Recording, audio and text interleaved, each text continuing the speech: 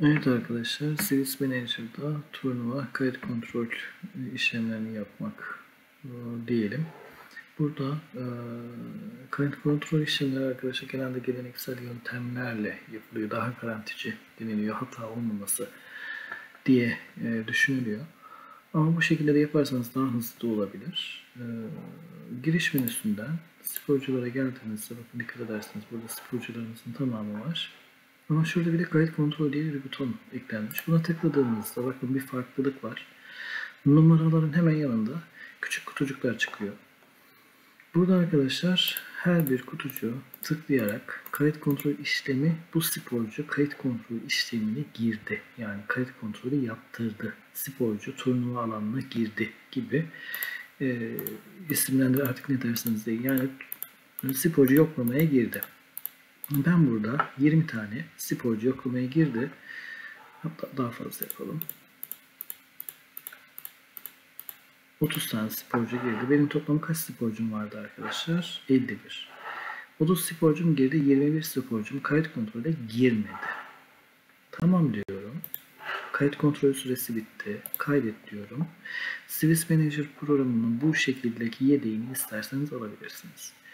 Peki listeler başlangıç ya da alfabetik. Dikkat ederseniz burada iki tane var. Bir burada var, bir de burada.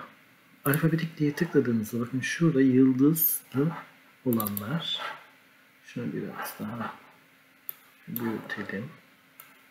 Ve yıldızsız olanlar var.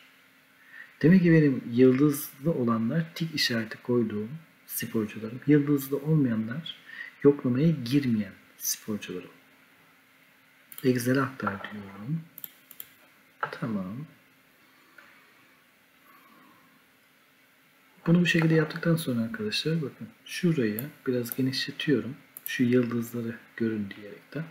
Şimdi ben burada yoklamaya girmeyenleri panoya gönderdiğimde bu şekilde yazdır dediğimde bunlar da gidecek.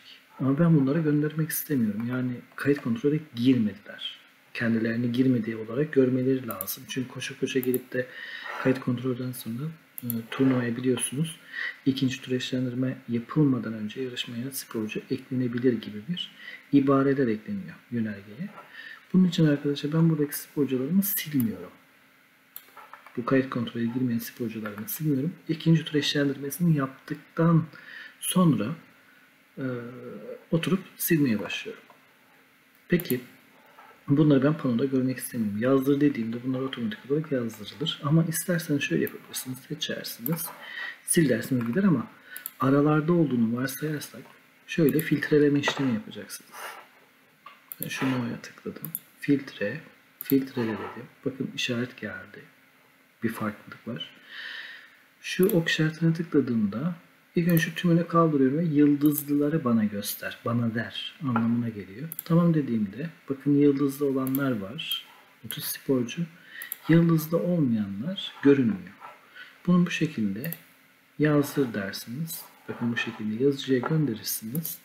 Otomatik olarak sporcularınız arkadaşlar bu şekilde yazdırıp panoya astıktan sonra yeni gelen sporcuları da alttan işlendirme ya da elle işlendirme gibi işlemleri yerine getirebilirsiniz.